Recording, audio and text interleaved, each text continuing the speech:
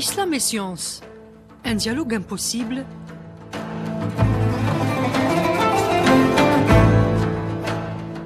Ifriqiya FM brise les idées reçues et vous invite à découvrir comment ces deux univers entretiennent un rapport fécond et harmonieux.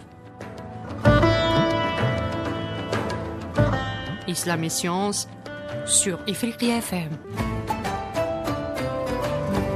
Assalamu alaikum wa rahmatullah. Amis auditeurs, auditrices, bonjour. Toujours sur notre chaîne Ifriqiya FM, le Coran nous révèle un secret. Une clé nous est offerte au centre géométrique du livre sacré, tel un point zéro gravitationnel. Se trouve la sourate Al-Kahf. Le prophète Mohammed sallallahu alayhi wa sallam nous révèle un secret brûlant. Réciter ces 10 premiers ou 10 derniers versets forme un bouclier contre l'illusion suprême de l'antéchrist, Ad-Dajjal. Cette parole prophétique n'est pas un simple conseil pieux, c'est une invitation à percer le code de la structure coranique.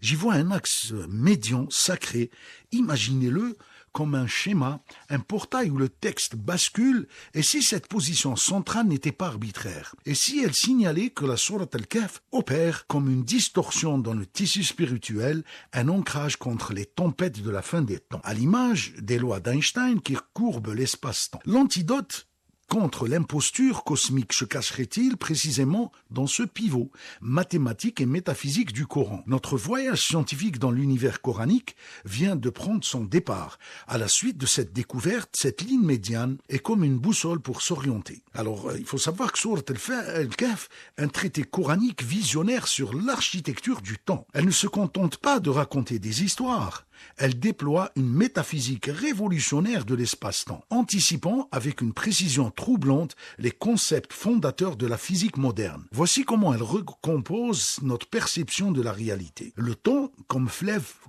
un fleuve cosmique.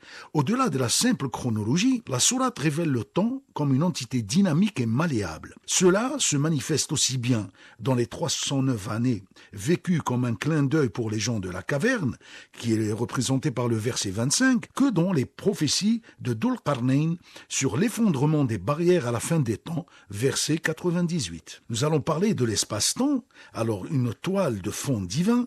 Alors l'espace physique, c'est quoi? L'espace physique est le continuum à 3 dimensions où les objets matériels existent, se déplacent et interagissent. Il est caractérisé par des propriétés mesurables et gouverné par les lois de la physique. L'espace au sens large, un continuum relationnel où se déploient l'être et les phénomènes caractérisés par l'extension, dimension physique et mathématique, les interactions sociales et écologiques, la signification bien sûr culturelle et spirituelle.